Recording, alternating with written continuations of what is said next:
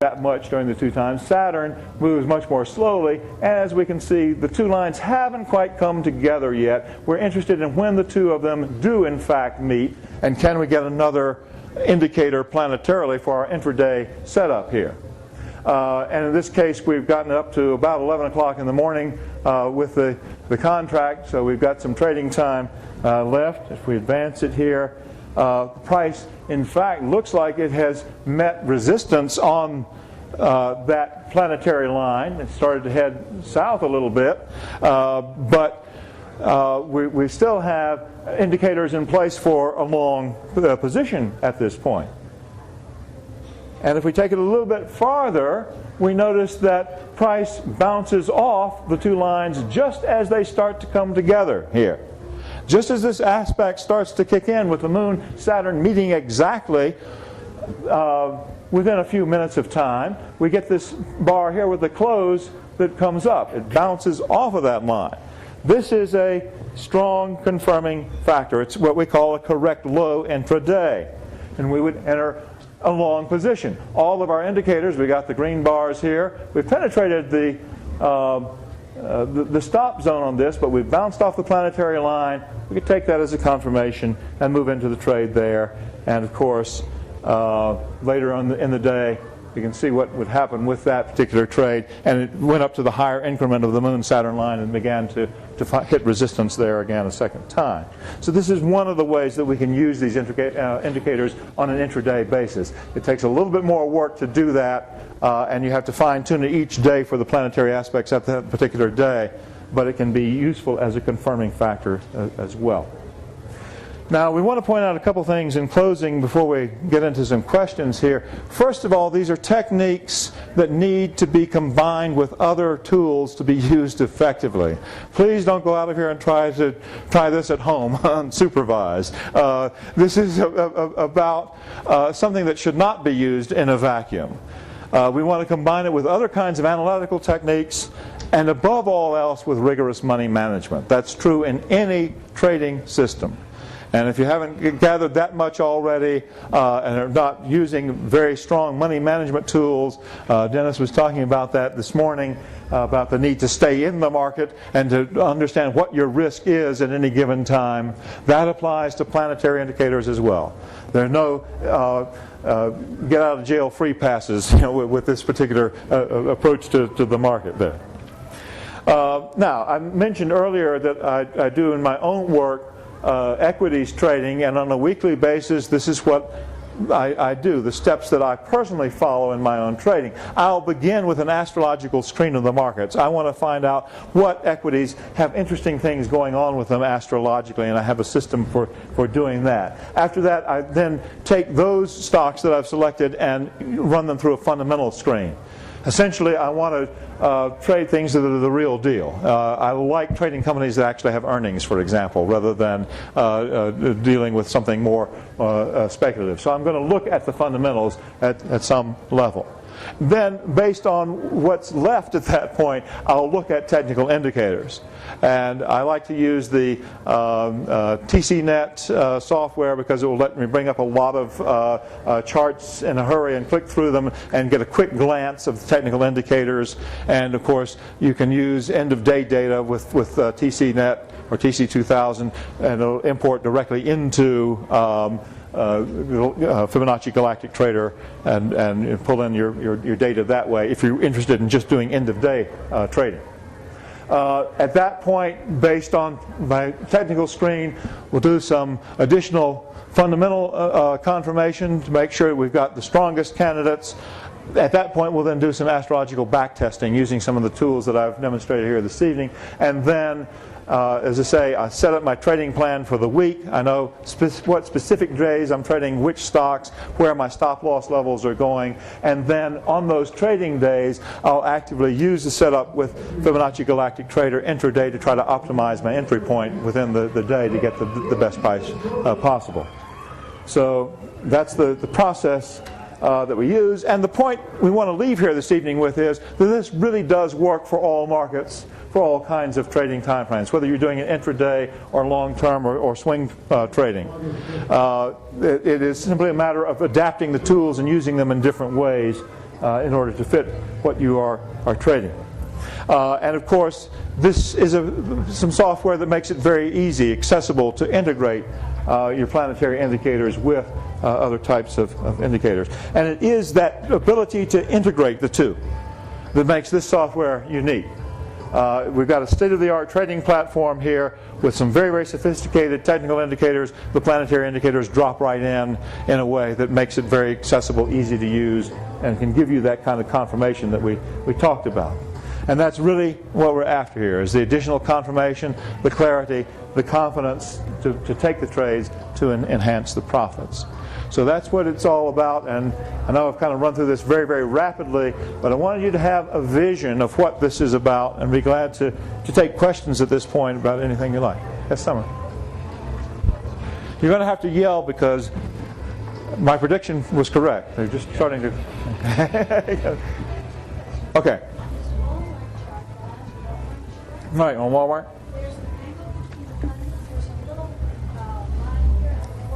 Right, the lower right-hand corner. Can you show support, or does that have any bearing?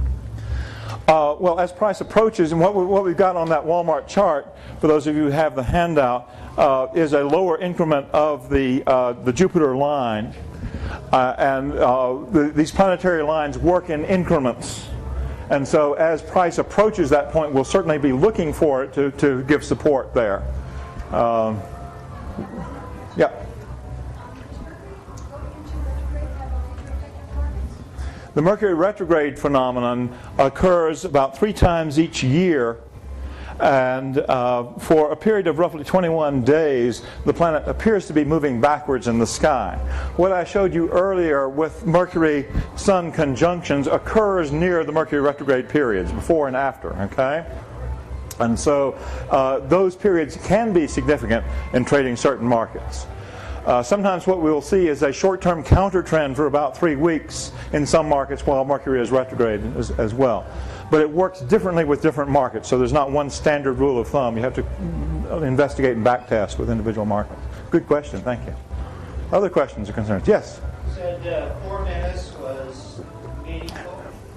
I use 4-minute price bars simply because over the course of a day, there are 360 degrees in a circle. And if you divide 24 hours by 360, you get 4-minute increments. So there's 1 degree of the zodiac. There are dividing lines every 4 minutes of clock time, and that's when it changes on the rising degree in an astrological chart. So for me, that makes sense as an astrologer in the markets to be looking at 4-minute bars instead of 3-minute bars or 5-minute bars, whatever. It doesn't divide out evenly into the trading day, which is its disadvantage, but it is showing me something that is significant and seems to work well for what I do. I'm glad you picked up on that. That's good. Yeah. It is the geocentric longitude that we're looking at here. And by the way, I appreciate you showing up at 7 o'clock this morning for this lecture as well. And all those who came 12 hours early, I applaud you. I'm glad I wasn't here, but I hope you had a good time. Yes. I'm sorry? Yeah, I do use heliocentric as well. In fact, in the work that I do, I use geocentric indicators, the heliocentric and right ascension. All of them seem to impact the markets. And in fact, when I showed you the chart that Jeannie Long had done, I didn't mention this at the time, when she did the chart for the Dow about 10 years ago, Mars is on that chart geocentrically, and Jupiter and Saturn are on the chart heliocentrically on the same chart. You can combine the two with one diagram, and it seems to work pretty well that way for the Dow. Good point. Yeah.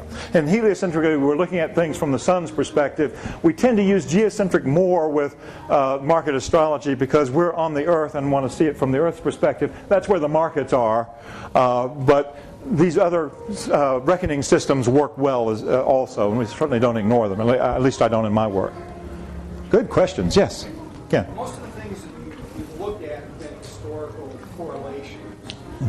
In terms of going forward in doing predictive work and actually using this stuff in real time, what's your track record?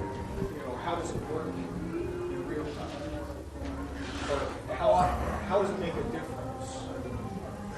I'm pleased with my trading record. And I'm getting a good return there, but quite honestly, I think it has more to do with my money management and taking lots of small losses. You know, right now about 60% of my trades are losers, but I'm making money in the market. You know, and I don't think that's unusual with any kind of trading system. So I really I can't compare it to other systems and say this is a whole lot better. The important thing for me is that it gives me the confidence to trade because I'm looking at something that is seemingly extraneous to the market that I can measure and apply. I mean, I don't know if that answers the question. Yeah. Well, Barry. really related to your question, I think it's more of it's a confirmation tool that you can add that you can project out in time like he showed you, so that you know on this potential date you have or time you potentially have something that's going to happen. Be aware. Right, yeah, and really that really is what we're talking about. I mean, in my example that I gave for the Dow on Tuesday of this week, I wanted to throw that in there because I don't know where the Dow is going to be on Tuesday of this week. But the program says to me, hey, there's something going on with these particular planets on that particular date, and we can analyze that, we can combine it with other kinds of indicators and say, this is what might be meaningful. Now, I made that forecast a week ago, and I had to throw it out before today because price had already violated that, so we'll look at it again, okay? If something else may be meaningful that day. So we have to pay attention to what the markets do. I mean, this is, believe me, I'm not here trying to convince you that this is right and the markets will behave according to this, because if you get in that mindset, you're dead meat in the markets. You've got to watch what the markets actually do and respond accordingly. And this is no different than any other kind of indicator, but it adds that level of confirmation when you use it correctly. These are great questions. Why? Yeah, Ken, another question. Another question. Are there people who have divergent views than you do, and are those... I certainly hope so, yeah. In terms of, you know, the work that you're doing with the software, and, you know, or is the software, you know, fairly narrowly focused in its implementation? The question is, are there different ways of using the software to, with the planetary indicators? And the answer is absolutely. That different people bring different things to the table, and it's very much like some of the other tools that are built into the Fibonacci trader that we're looking at earlier today. You have a tremendous toolkit to choose from, and I may be using the same tool that you're using in a different way, or I may be using an entirely different tool in the software to get tradable results. This is another set of tools. And what I try to do is give you a quick overview of some of the potential that's here in the software, but I don't use all of these tools with every trade. You know, and the thing that's so interesting about this is that certain sets of tools seem to be a little bit more applicable to certain markets and certain trading parameters than others, which is why I tried to show you these different kinds of examples from a variety of markets this evening. One of the reasons I trade individual equities is because each one behaves differently, and that keeps me mentally awake. You know, maybe it doesn't make me quite as much money as if I was trading the same contract over and over again and really knowing it well, but I enjoy that study and application and testing, and lots of times it doesn't work, but when it does, it makes me money, and I like that. Question, Pat? This is a feature that's built into the software as well that we did not explore this evening. We can have natal charts for companies for the incorporation of a company, but what I tend to use myself is the first trade chart. The first time the stock is traded, we set up an astrological chart for that as well. And we can compare current positions of planets in the sky to the chart for the individual company. When I mentioned the way that I screen things on a weekly basis, this is what I use personally to start with. I want to see those charts of companies that have interesting things going on with them astrologically at a given time, and that's where I begin my work, simply to narrow the range of what I'm looking at a given time. There is another ancillary program called Galactic Stock Trader that has a database of those charts. There's a small database built into the Galactic Trader module, but if you want to do extensive scanning, there's a separate little standalone program that PAS provides to do just that function, and you can set it up that way. Another question? Yes? In Is that why you chose 125 and a half degrees? Oh boy, are you sharp. This is very good, yeah. For Caterpillar, the degree on the ascendant in the first trade chart, or excuse me, in the incorporation chart in that particular case, was 5.5 degrees of the sign of Leo, which is equivalent to 125 degrees of geocentric longitude, 125.5 degrees, which is why I was looking at Mars at that particular point. That's what got me interested in it in the first place. And so I started tracking that and said, oh, this happens with some consistency. I tried to cleverly disguise that, but you're too sharp for me. This is good. Yes? I'm sorry? What do you bring to the people in your newsletter? In my newsletter, I track a model portfolio, which is what I'm actually trading. And we measure the performance of those stocks. I do a detailed calendar for the week. Calendar may not seem like much, but what I'm actually looking at is all of the planetary dynamics on a minute-by-minute basis, geocentrically, heliocentrically, and right ascension in one combined calendar, so that if you are doing day trading, you can see exactly what setups to use and what to plug into the software on a day-by-day basis. I also give an overview of market trends in general, a little bit of commentary about what's happening in the markets from an astrological perspective, and we track some sector analysis as well in that. So it's kind of a general smorgasbord. But those are all the things that I look at for my own trading. I want to have those kinds of perspectives when I'm deciding what to trade and how to trade it in a given week. So I'm reviewing all of that information anyway. I want to know what companies are coming out with earnings reports during that week. Not trying to forecast the outcome of the earnings reports as much as I'm looking at those to say, oh, is there something going on astrologically with those as well or not? Should I be considering them to trade or not? So the newsletter typically runs about 12 to 15 single-space pages each week. And you know, it's a tool to be used throughout the trading week rather than something to sit down and read for entertainment. For any of you who are interested in the newsletter, if you want to give me your email address, I'll be glad to send you a sample copy of it, and you can take a look at that. Subscriptions are $39 a month. It's something I almost virtually give away because, as I say, I get the value out of doing it for my own work and want to share it for those who want that. So, other questions? Yes?